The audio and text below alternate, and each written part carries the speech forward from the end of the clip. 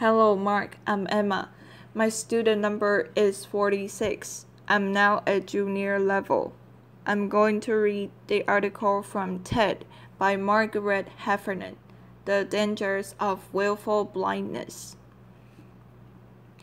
In the northwest corner of the United States, right up near the Canadian border, there's a little town called Libby, Montana, and it's surrounded by pine trees and lakes and just amazing wildlife and these enormous trees that scream up into the sky. And in there is a little town called Libby, which I visited, which feels kind of lonely, a little isolated. And in Libby, Montana, there's a rather unusual woman named Gayla Benefield. She always felt a little bit of an outsider, although she's been there almost all her life, a woman of Russian extraction. She told me when she went to school she was the only girl who ever chose to do mechanical drawing. Later in life, she got a job going house to house reading utility meters, gas meters, electricity meters, and she was doing the work in the middle of the day, and one thing particularly caught her notice, which was in the middle of the day she met a lot of men who were at home, late middle-aged, and a lot of them seemed to be on oxygen tanks. It struck her as strange. Then a few years later, her father died at the age of 59, 5 days before he was due to receive his pension. He'd been a miner. She thought he must just have been worn out by the work. But then a few years later, her mother died. And that seemed stranger still because her mother came from a long line of people who just seemed to live forever. In fact, Gayla's uncle is still alive to this day and learning how to waltz. It didn't make sense that Gayla's mother should die so young. It was an anomaly, and she kept puzzling over anomalies, and as she did, other ones came to mind. She remembered, for example, when her mother had broken a leg and went into the hospital, and she had a lot of x-rays, and 2 of them were leg x-rays, which made sense, but 6 of them were chest x-rays, which didn't. She puzzled and puzzled over every piece of her life and her parents' life, trying to understand what she was seeing. She thought about her town. The town had a vermiculite mine in it. Vermiculite was used for soil conditioners to make plants grow faster and better.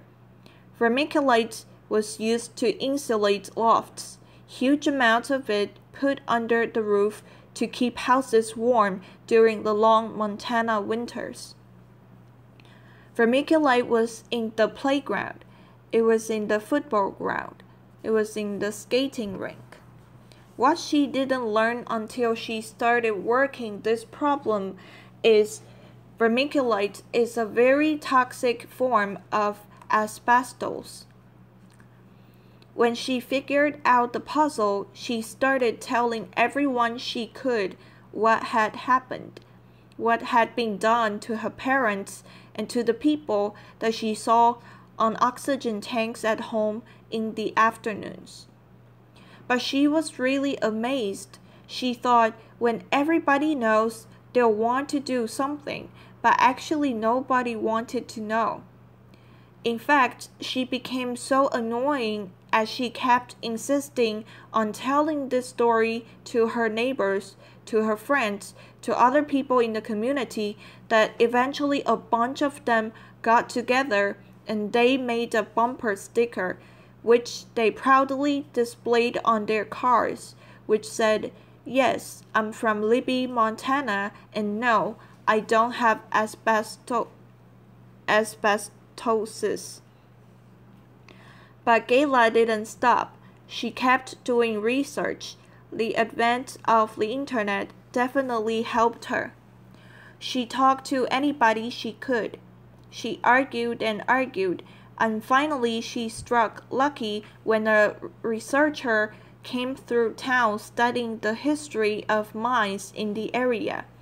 And she told him her story, and at first, of course, like everyone, he didn't believe her. But he went back to Seattle and he did his own research and he realized that she was right. So now she had an ally. Nevertheless, people still didn't want to know. They said things like, well, if it were really dangerous, someone would have told us. If that's really why everyone was dying, the doctors would have told us. Some of the guys used to very heavy jobs said, I don't want to be a victim. I can't possibly be a victim, and anyway, every industry has its accidents. But still Gayla went on, and finally she succeeded in getting a federal agency to come to town and to screen the inhabitants of the town. 15,000 people, and what they discovered was that the town had a mortality rate 80 times higher than anywhere in the United States. That was in 2002, and even at that moment, no one raised their hand to say, Gayla, look in the playground where your grandchildren are playing. It's lined with vermiculite. This wasn't ignorance. It was willful blindness. Willful blindness is a legal concept, which means if there's information that you could know and you should know, but you somehow manage not to know, the law deems that you are willfully blind. You have chosen not to know. There's a lot of willful blindness around these days. You can see willful blindness in banks, when thousands of people sold mortgages to people who couldn't afford them. You could see them in banks when interest rates were manipulated and everyone around knew what was going on, but everyone studiously ignored it. You can see willful blindness in the Catholic Church, where decades of child abuse went ignored. You could see willful blindness in the run-up to the Iraq War. Willful blindness exists on epic scales like those, and it also exists on very small scales, in people's families, in people's homes and communities, and particularly in organizations and institutions. Companies that have been studied for willful blindness can be asked questions like, are there issues at work that people are afraid to raise? And when academics have done studies like this of corporations in the United States, what they find is 85% of people say yes. 85% of people know there's a problem, but they won't say anything. And when I duplicated the research in Europe, asking all the same questions, I found exactly the same number. 85%. That's a lot of silence. It's a lot of blindness. And what's really interesting is that when I go to companies in Switzerland, they tell me this is a uniquely Swiss problem. And when I go to Germany, they say, oh yes, this is the German disease. And when I go to companies in England, they say, oh yeah, the British are really bad at this. And the truth is, this is a human problem. We are all, under certain circumstances, willfully blind. What the research shows is that some people are blind out of fear. They are afraid of retaliation. And some people are blind because they think, well, seeing anything is just futile. Nothing's ever going to change. If we make a protest, if we protest against the Iraq war, nothing changes, so why bother? Better not to see this stuff at all.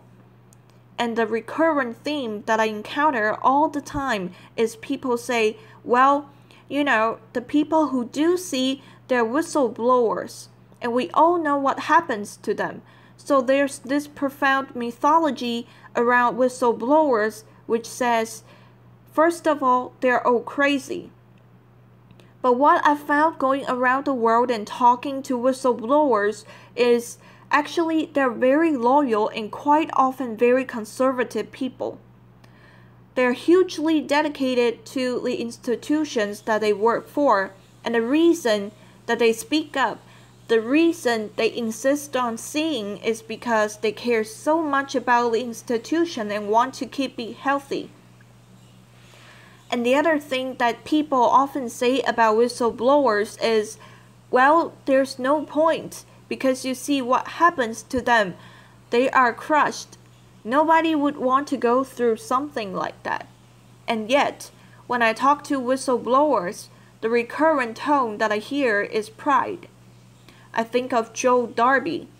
We all remember the photographs of Abu Ghraib, which so shocked the world and showed the kind of war that was being fought in Iraq. But I wonder who remembers Joe Darby, the very obedient, good soldier who found those photographs and handed them in. And he said, I'm not the kind of guy to rat people out, but some things just cross the line. Ignorance is bliss, they say, but you can't put up with things like this. I talked to Steve Boson, a British doctor, who fought for 5 years to draw attention to a dangerous surgeon who was killing babies. And I asked him why he did it, and he said, well, it was really my daughter who prompted me to do it. She came up to me one night and she just said, Dad, you can't let the kids die.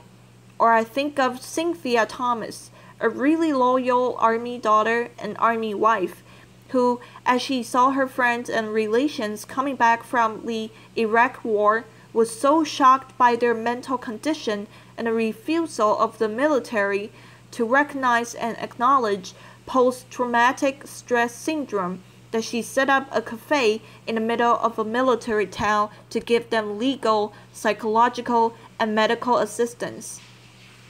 And she said to me, Margaret, I always used to say I didn't know what I wanted to be when I grow up, but I found myself in this cause and I'll never be the same.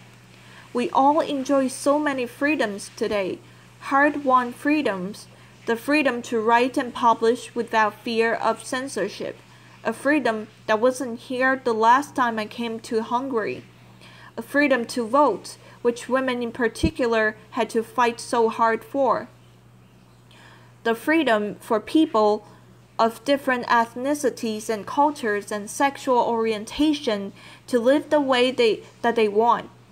But freedom doesn't exist if you don't use it.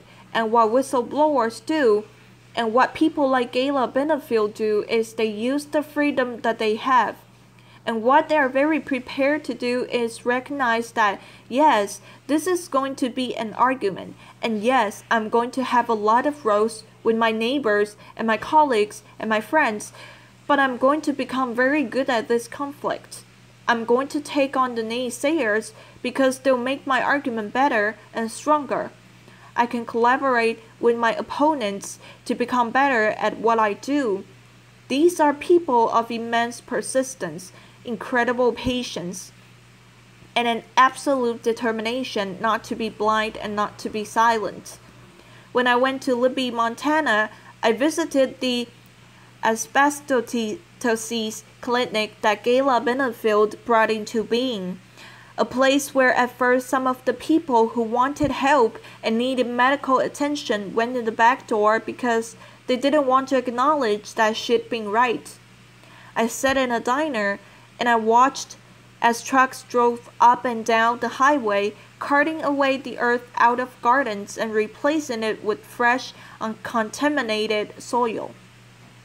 I took my 12-year-old daughter with me because I really wanted her to meet Gayla, and she said, "Why? What's the big deal?" I said, "She's not a movie star, and she's not a celebrity, and she's not an expert, and Gayla's the first person who'd say she's not a saint. The really important thing about Gayla is she is ordinary. She's like you, and she's like me. She had freedom, and she was ready to use it. Thank you very much." Applause.